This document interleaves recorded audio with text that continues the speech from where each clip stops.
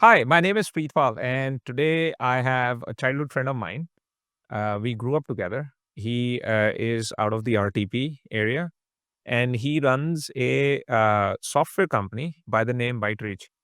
Welcome, Vinayak, to this podcast. Why don't you take a few seconds and introduce yourself to the audience? Sure.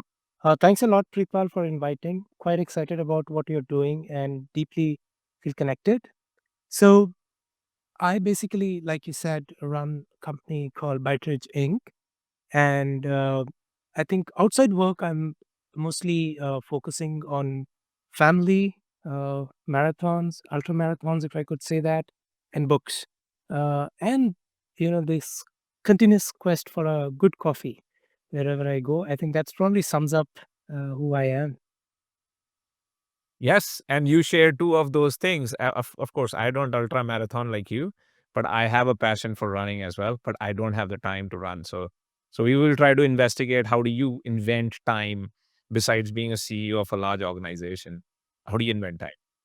So, like, tell me something. Our friendship is about 22, 23, 20, 1998 onwards, so about 28 years old, and we were together in the engineering school in the same class, right? So two questions, right?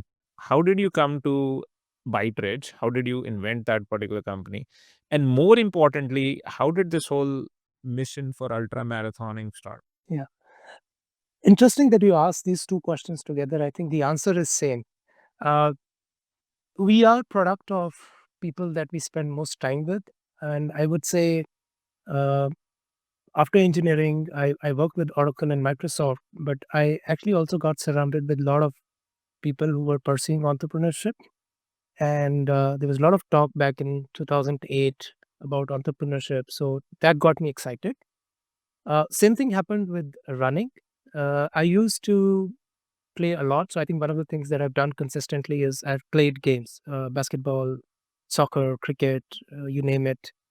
But when my kids were born, I think it became really hard to be able to take time out. And that's where I switched to running. I think for 4 years, I wasn't running a whole lot, maybe like 4 or 5 kilometers. And then COVID happened, and I ended up in a group of people who were ultra marathoners. So I am a product of the company that I kept in both the cases. And yeah, I think that could be a starting point.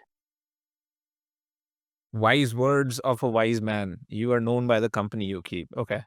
So that's an interesting thing. A lot of people come on and they talk about motivations and where they got all of this. I think you're basically saying, hey, just let the life unfold and meet interesting people, and interesting things will happen to you, whether it's a company or it's ultra marathoning. So that's an interesting perspective, Vinayak. So Vinayak, a multi-million dollar question. I presume you run a business larger than that. Is how do you keep these two balls up in the air, right? A company, being a CEO of a company which you incepted, and then ultra marathoning, right? So give the audience some glimpse behind the curtain. Sure. I'll add family to it. Uh, I think I'll address all three of them. I think one of the challenges I've seen, or a mistake that people make when they're building a company, is they do not delegate, and they do not create, get great people on team. I think so. The way I look at is my job is to delegate as much as I can, and let great people take over the ownership of various things. And I've been very fortunate. It took me quite some time, so it won't happen on the day one. I've been around for like 15 plus years. Similarly, I think with running, it's the same thing where I'm surrounded by people who are great at advice, great at giving me company, and then family where I have a great support from my partner. But if you see, the common thread between the three is consistency and persistence. So if you give long enough time for your company, for your running goals, or for your family life, you will realize that it's not as stressful. I think the challenge that I see is people want to do things overnight, like they want to do it in like 6 months, 3 months. They want to raise like tons of money overnight or exit like in a 1 year time. That's where the stress comes from. So my and consistency actually has a compounding effect. So while you may not see a whole lot of, you might be doing, like for example, in running, I only spend an hour a day, nothing more, and maybe 2 hours on the weekend on both the days. So my commitment to my running is really limited. Similarly, if I look at family, I think my commitment is really maybe 2 hours a day, and some on a weekend probably 3 hours a day, right? So what I could say is you can strike the right balance across these three things by probably expanding the timelines and when you want to achieve your goals, and stay consistent and persistent. I think that's what I would say at a very macro level. So, Vinayak, that's very interesting, and I've known you for a long time, right? And I am a fan of yours for what you have built as a company. You used two words over there: consistency and persistence, right? I come from a slightly different camp, not necessarily from a different place where you're coming from. I use the word enjoy, and I use the word patience, right? And I think we're saying the same thing. You're saying consistency and persistence, except that consistency and persistence are superpowers of human beings, very, very hard to invoke. But if you enjoy the journey, the people, etc. So why don't you let the audience know how are you successful at creating that fantastic organization of yours while also inventing time for your two daughters, the wife, and also the running. Yeah. I think I absolutely agree with what you said, and I think you have to enjoy the journey. So when you're consistent and persistent, you technically are also committed to that particular endeavor. With the organization, I think I have a true belief that there is a vision that leader sets, and there are people who buy the vision, and there are people who do not buy the vision. People who buy the vision join the train, and people who don't get off the train. When you're in the company, I think it's the values which keep you together. And whether sometimes we are able to phrase them clearly, sometimes we are not able to phrase them clearly. But what I've seen is that you have to patiently wait through and keep getting people onboarded, see whether it aligns. And over a period of time, if you are consistent in demonstrating the values that you hold, you claim to hold true, and also be showing consistent commitment to your vision, people give you that support. People enjoy that company. So that's my view. I think we've not largely changed. Patience also doesn't mean that you're not learning. I think one of the values is growth mindset. You have to adapt. Like you can't be saying that, hey, you know what, this is my vision, and to hell with whether I get the results or not, I'll stick to it. So I think that adaptability, along with persistence, and I think is what keeps people excited. People come and join your endeavors because they also believe in the same set of things, and that's how your classic cults and companies are built, in my opinion. So I think that's really the fundamental. So, words of a wise man: values is what creates multi-million dollar businesses. Uh, Everybody has a different approach, so I think my approach is bound to be different from yours, from Elon Musk's, and nobody is right and nobody is wrong. Like we are products of very different life experiences, so we cannot be the same. But I think I'll already speak for myself. I think this seems to work for me.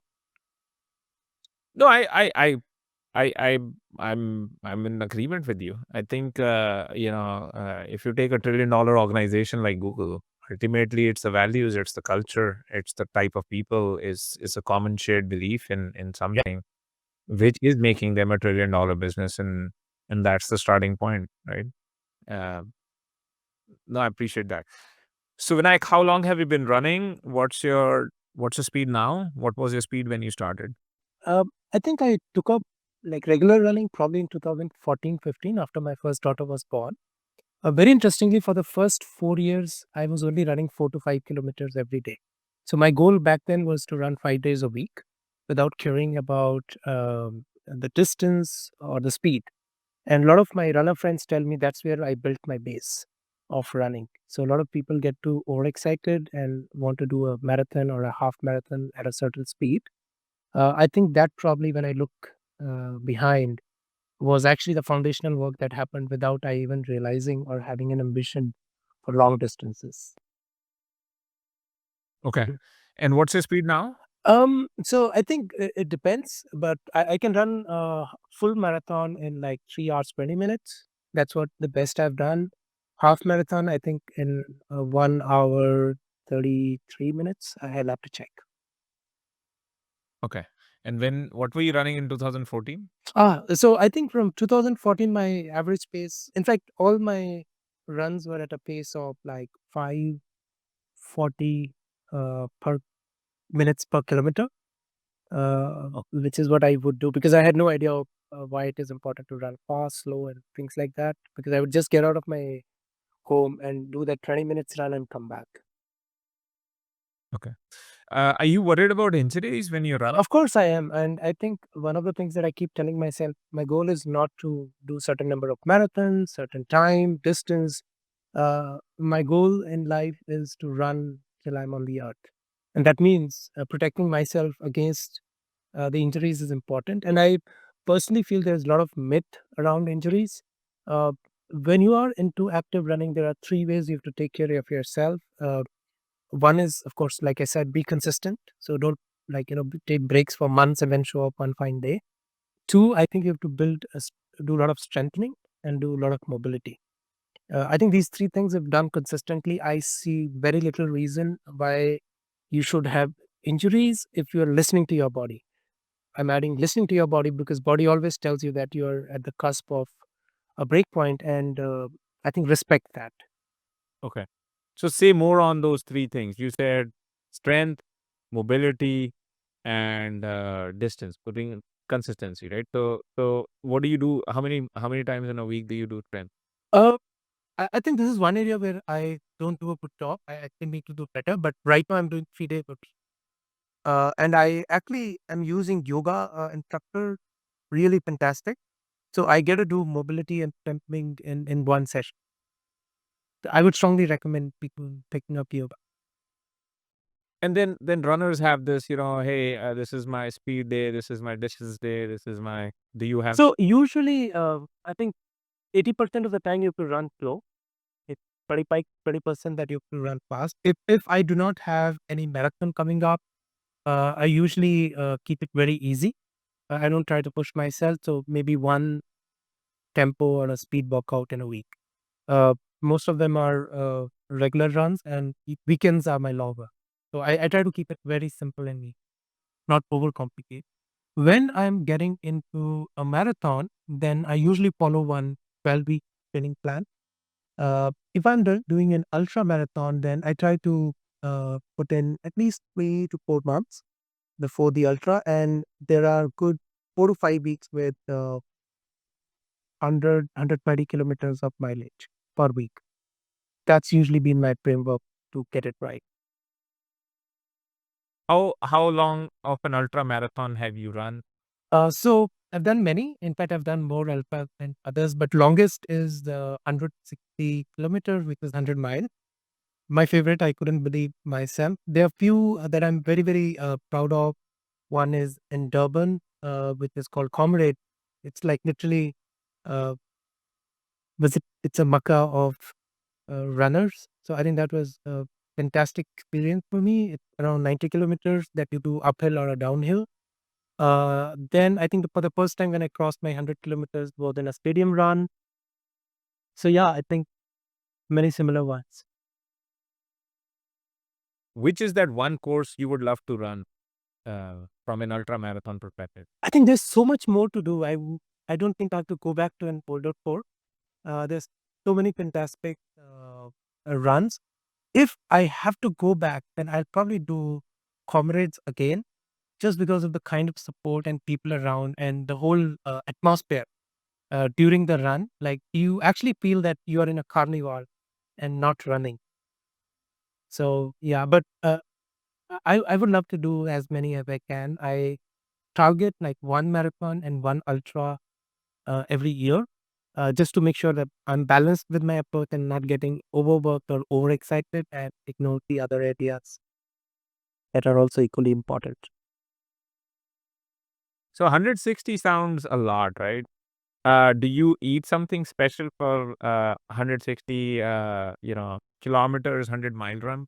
Of course, I think nutrition, once you go deeper into running, like nutrition before and during the run is quite important. Uh, I think it's the training where you figure out what works for you and what doesn't work for you. But what really happens is, especially in ultras, you're going to end up in a situation which you had not planned for. invariably every time. And I think your ability to adapt at that moment is extremely critical. So yes, we do have plan for what we will eat and how much we will eat. We do carry gel.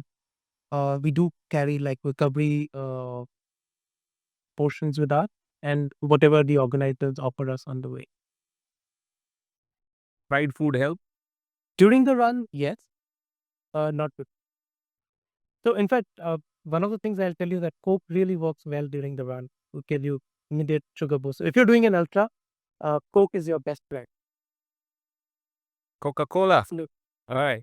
That's a shout out to Coca-Cola. Otherwise, it's not a great thing. Absolutely. Don't take it before or after, but during the run, yeah, you can actually feel the difference, and that will probably a way for you to figure out that how good or bad Coca-Cola is for your health. Very interesting. Very interesting thing. Who's your favorite ultra marathoner? I think I'll probably pick my friend's name because that those are the guys that followed for my ultra run. I don't get. I think in general, except for cricket, I don't follow a lot of sport. I enjoy being in the sport. So, and my favorite ultra runners are some of my friends. I really look up to them. And One name. Give us one name. ultra runners, I think it has to be my really dear friend Shubham Mishra. We, like to call him Babaji. He's done like way more, and he's been an inspiration. But the other friends of mine, like Amit Fiber or Harshad or for that matter, Santosh Patran, I think I really look up to them. So, tell us something, right? When you are on that 160 kilometers, 100-mile thing, right? What are you thinking about? What's coming to your mind when you're starting, in the middle, or whatever? What's the psychology of that run? I think one, I was really enjoying the company that I was in. We were four guys who were there, and we had made a pact that we'll finish it together. There was no competition, there was no timing on mine. The other key that we had that we used 1 kilometer at a time. That's what we are thinking. Moment you start thinking the long distance, it gets overwhelming. I think you just look at how your current kilometer is doing, what your plan is, and execute that. Otherwise, it can get overwhelming. So, Vinayak, as an ultra marathoner, this question pops up, right? What is the physiological and the psychological benefits of running? So I think I'll talk of my experiences. I've never really gone into deeper studies to understand them, but I could see a significant shift in my health function when I started proactively running. So from my personal experience, I can say that it has a great effect. What it also does is when you are in a real life situation which require you to really endure for a longer period, the lessons that you learn from marathon come or ultras have come in like extremely handy. Uh, I think the beauty of sport and run or ultra run is they teach you a lot of life lessons repetitively. In life, generally, things happen once, right? But usually, you don't get an opportunity to apply the learning. The beauty of sport when you play or when you run is that it teaches you the same lesson again and again, right? So, one of the biggest lessons that I've learned during my run, the preparation is more important than the act.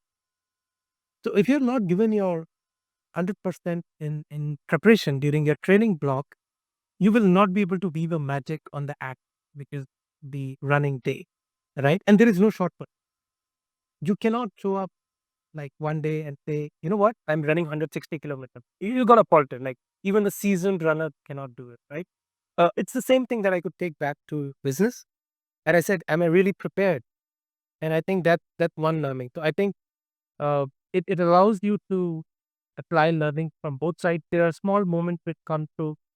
For example, maybe you're prepared, maybe you've planned really well, but when the execution starts, things don't turn out the same way. Like I'll give you an example for my turban run. I started getting pain in my knee at like 52nd kilometer. Now I couldn't have planned for it, and I had another 40 kilometers to go. Am I willing to adapt? Am I willing to see what can be done to make sure that I still finish the run? And luckily, I had experienced that pain earlier, and there is essentially a stretch that my physio had given to me. that whenever you face a pain like this, you must do this prep and you will not get pain. And you know what? I was running 800 meter and then the pain would come back. I would take that stretch for 2 minutes and then I would run again. Right. So it was a 800 and a 200 meter is how I broke, and I ran the remaining 40 kilometers or maybe 35 kilometers. Right. The key, so there are these learning which come to you with every run, which you can take back and reflect upon, and they can be extremely valuable in your personal life lessons, like if you're living with a family, if you're raising kids, or if you're building a company. I mean, even if you're doing a job somewhere, I think these learning can be very very handy. I don't know if I digressed from the question that you No, would ask. no, that is fantastic, right? I mean, the this whole preparation business before the actual event is the part which a lot of human beings actually find very strenuous or difficult to do. And I think, us as humans, these wonder drugs we have invented, these shortcuts we have invented, is all psychologically we buy into this phenomenon that somewhere there exists a shortcut to what I'm trying to do, right? Whether it's education, whether it's personal development, whether it's trying to build a company, get rich, raise raise a child, whatever. I don't think there are any shortcut, right? So that's where some of the virtues you've been talking about from the very beginning about, being consistent, persistent. I call it enjoyable. I call it, you know, I call it patience. They all come together, and a very interesting thing that you're talking about that actually gets practiced in a ultra marathon. So that's a good lesson or a reminder for that. So, which brings me to the next question, right? So, have you ever seen a situation where if you're already a runner or you are about to get into running, and say you have a condition like diabetes, right? Either you, I mean, question is, can you ever report a seen reversal of diabetes because somebody got into running, or generally no runner is actually diabetic? And I'm talking specifically about type 2. So absolutely, I think I have a couple of friends who were diabetic, and then with the running, they were able to revert. And I think it's not just diabetes, but there are a lot of other health conditions which kept reversed, like asthma and few other. Of course, you should do that with doctor's guidance and start small. But I do believe that when you run, it has a significant impact. Like humans are originally designed to run. That's how we as a species has survived for these many centuries. Like, otherwise, if you look at the animals that we've lived with, all of them were much stronger, much faster. I think what we have and what others do not have is our ability to run and endure, right? So we can do much longer runs than most of the animals around. So I personally feel that when we are running, we are doing the most natural thing that humans are supposed to, right? And that's where all your body functions come together, maybe generating right hormones, getting your uh, other systems in place, maybe your heart was getting better with cardio that you do, maybe your metabolism getting better. And when all of this get come together to do right thing, I think all your conditions that you might be having go away naturally as opposed to relying on external help. But I'm not an expert, so please do talk to your respective physicians and doctors and see how you can leverage running. So one thing, as fellow CEOs, I've basically seen two categories of CEOs. I've seen category of CEOs who are pretty adamant about health, and they spend the time to actually make sure that the health is in top shape. And then I see people who are frantically focused on, and passionately, rightfully so, they're focused on building their companies or whatever. What's the advice? What is the advice from you to both these camps? So I think each one for himself, and like I said, there are approaches that people can take. I can talk about the approach that I would take for myself, which is having a sustainable approach. The fact remains that if you're not healthy, you're not gonna be around for long to for your family or for the vision that you have. Uh, It's visible to all of us as we progress later in our lives. So my advice is do whatever you do, but it has to be sustainable. And we do have to strike balance across our health, our passions, especially if we are building business and families, uh, ones who have the families, right? So I think these three need to be in balance. And I don't think anything that you ignore will have consequences on the other two. No, I mean, I think aptly put. I think you're putting it very delicately, but I think health is sort of non-negotiable. It's like that car. If it's not serviced well enough, how you can take it out for a speed run or whatever you want to do with that car, right? You can certainly not be an F1 racing, all right? With a not a very time machine, And you need your and I team, which is your family, to be in great shape. They're gonna change your tires. They're gonna change all when you are in the pit stop, right? And if that team is not in good shape, you're gonna struggle. So, Vinayak, interesting, right? I mean, of course, CEOs, we are all human beings as well. We have our, ebbs and valleys and peaks of emotions. The sadness, the despair, the anger, the frustration, the happiness, etc. So, what is like? I think we're inventing coping mechanisms, or we are inventing mechanisms to think or feel the right. So, what does running do to that? I think I won't be able to take like deeper scientific reasons or terminologies here, but this is a personal experience that I have gained, especially after started running a lot more. Is the day I have had a good run is a much easier day for me at office. So just to give you an example, if I do a speed run on a given day for say 10 kilometers, I feel a lot more energized. I'm probably having a lot better conversations. Some of the problems on the other days I would have felt too hard to solve. I think there's a lot of positivity which I can experience, and I find those problems much easier to solve. So, merely on the experience perspective, running helps my day to day management of challenging situations or emotions. In fact, managing my team members who are going through their own emotions is a lot easier. In fact, there are days because of travel or certain family commitments or health issues where I'm not able to run. I can feel that slack. I can feel that challenge in office if I haven't had a basically a good run. So merely from my personal experience, I can say that it helps. It helps me deal with all those difficult challenges that one faces. Yeah, no, very interesting, right? Perspective on that. So I think we are kind of dabbling into both the realms, right? Leadership and being an athlete or being a ultra marathoner, right? So, what are your tips for optimizing these functions? For sustained energy. To start with, let's talk about sustained energy. Right. So I will basically start with running so that it's easier to translate to the entrepreneurship or as a leader in the organization. What I have seen, especially at the age group we are in, we are not winning an Olympics gold medal anytime soon. And I think we need to prioritize and understand why we are doing what we are doing. Right. And that's where I think I've seen people who are like over obsessed, which is good for them. Like I said, each one for himself. But I would personally say that if you are picking up running, make sure it becomes a source of enjoyment, it becomes a source of energy and not yet another source of stress. Right. So I've seen people getting like hugely disappointed if they don't meet their targets for the run or, the distance.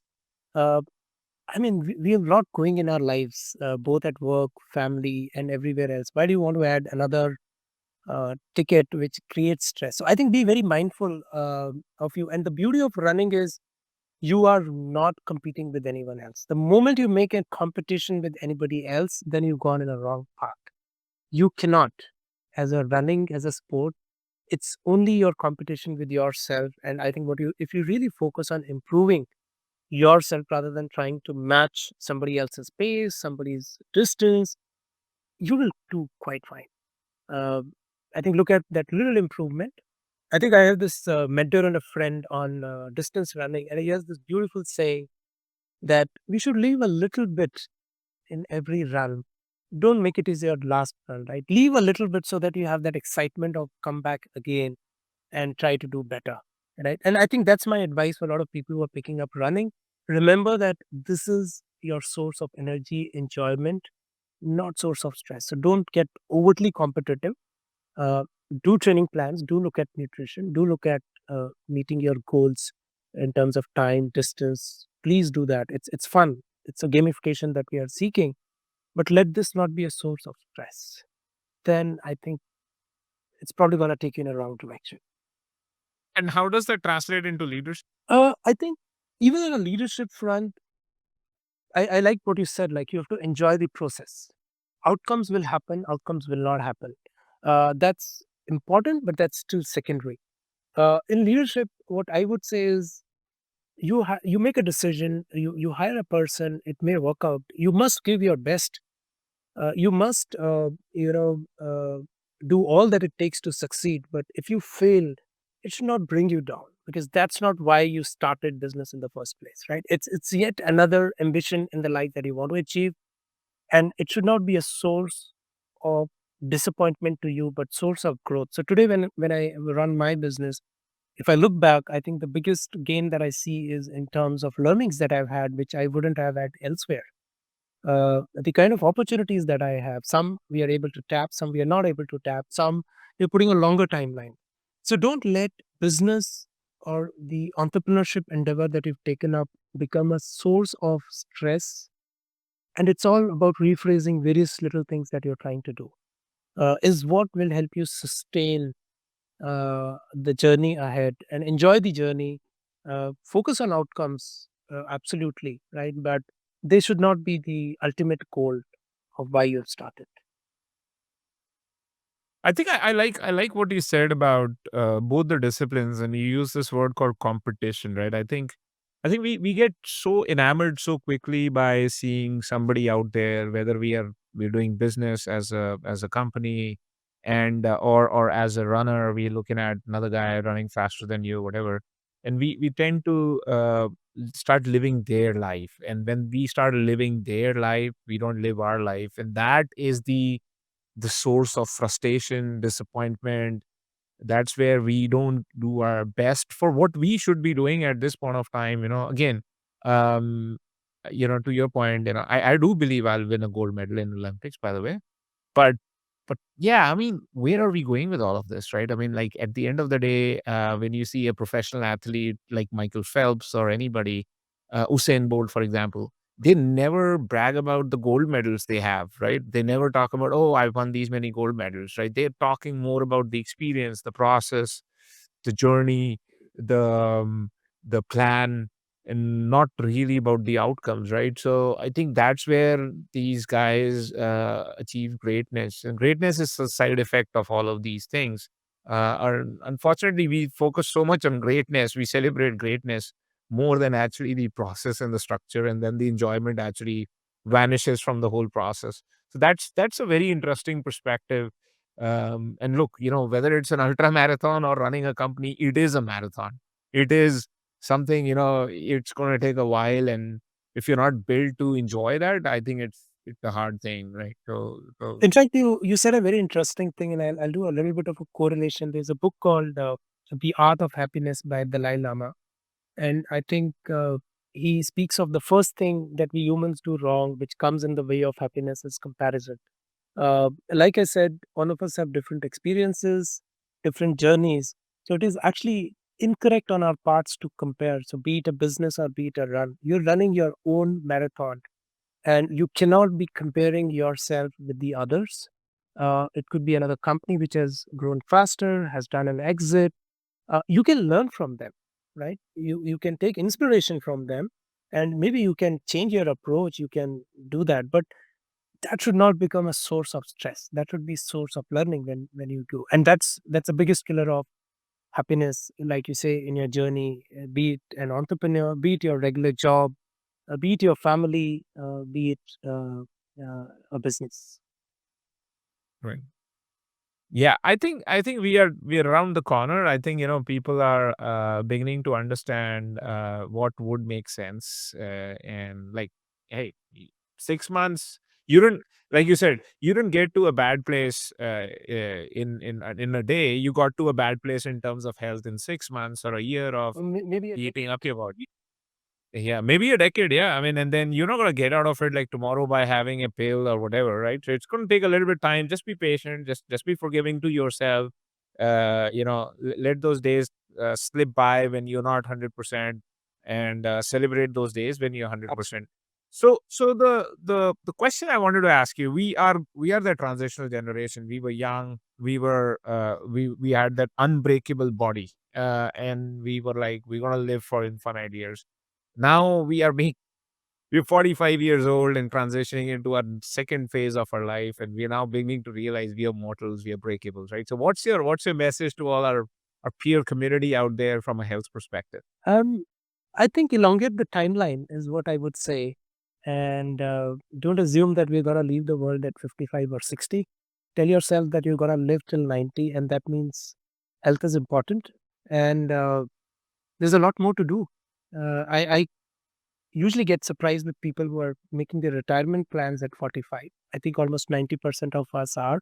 I am not, and yeah, I think just imagine you're gonna live till 90 years of age.